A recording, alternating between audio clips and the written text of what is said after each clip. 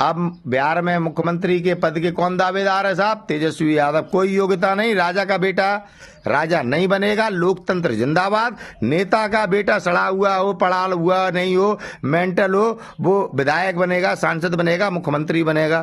फिरोजाबाद सबसे बड़ा उदाहरण है, बदायूं सबसे बड़ा उदाहरण है, करेल सबसे बड़ा उदाहरण है। हाँ, बर्बादी के तो कारण हम खुद वोट धारक हैं।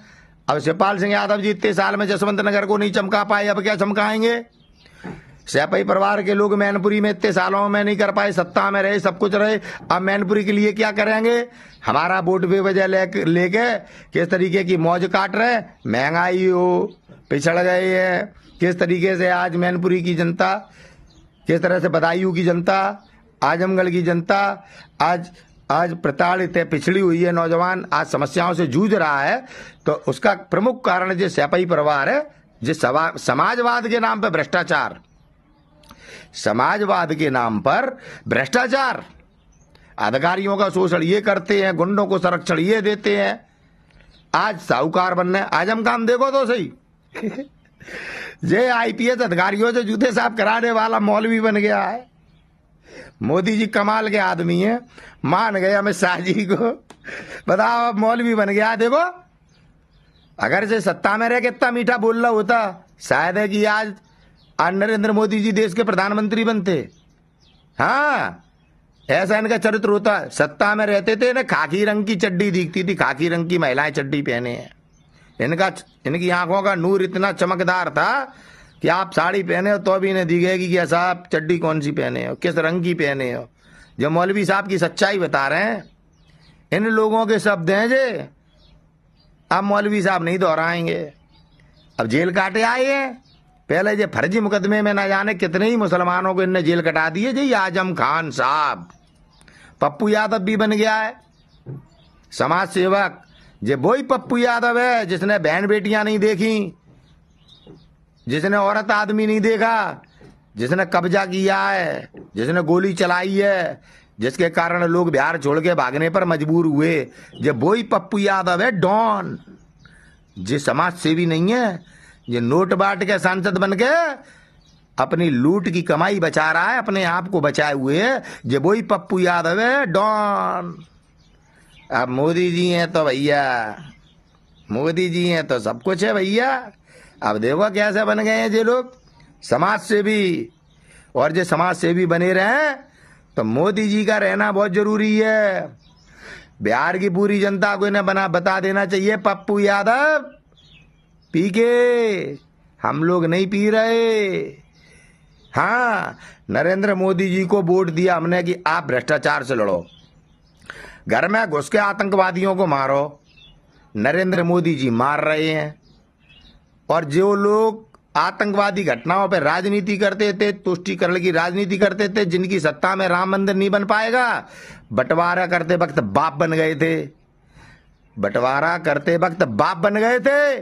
और जब बाप बन के भारत के प्रति, इस देश के नागरिकों के प्रति, इस भारत भूमि के प्रति अपने राम मंदिर के निर्माण की जिम्मेदारी निभाने की बात आई तो ये गांधी बन गए, मुल्ले से गांधी बन गए, जो किसी के नहीं है, जे ना देश के हुए, ना धर्म के हुए, ना किसी के नहीं हुए।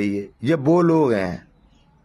इनने वक्त पड़ने पे इमरजेंसी लगाई है, जो संविधान के भी नहीं हुए। आज फिर उल्लू बना रहे हैं बिहार को। अगर ये ईमानदार होते तो कन्हैया कुमार बिहार का मुख्यमंत्री होता। भविष्य वो योग्य है, अब वो गरीब है, आम नागरिक है, अब उसे आतंकवादी बना दो। कौन बना रहा है आतंकवादी?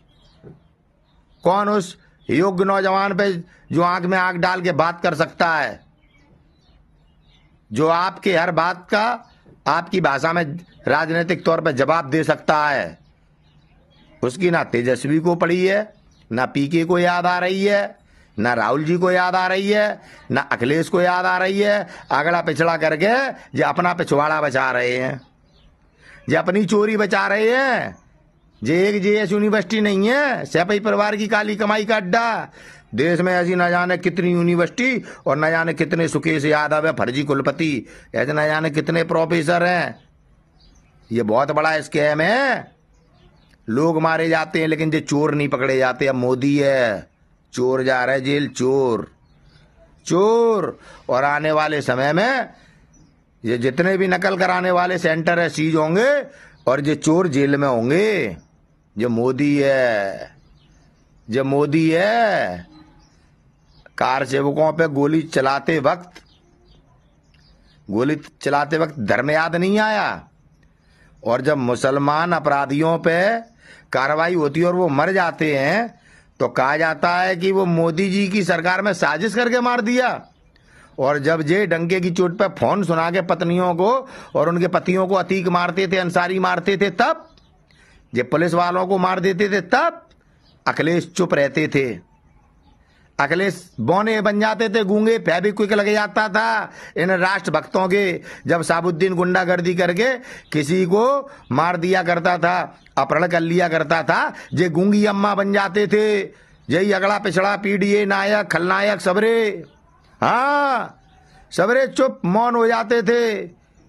हाँ, और प्रज्ञा सिंह ठाकुर एक बेटी जिसके ऊपर राजनीति करके उसे अपराधी बनाया, उसके जीवन को नरक बनाया, हिंदू मुसलमान की राजनीति की।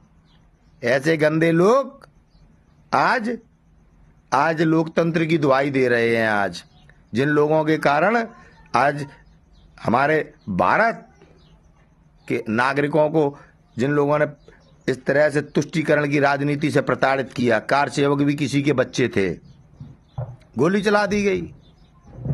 किनको लाभ पहुंचाने के लिए? सत्ता के लिए। सोच समझ के इसे कहते हैं राजनीति। अब ऐसी राजनीति को टाटा बाय बाय।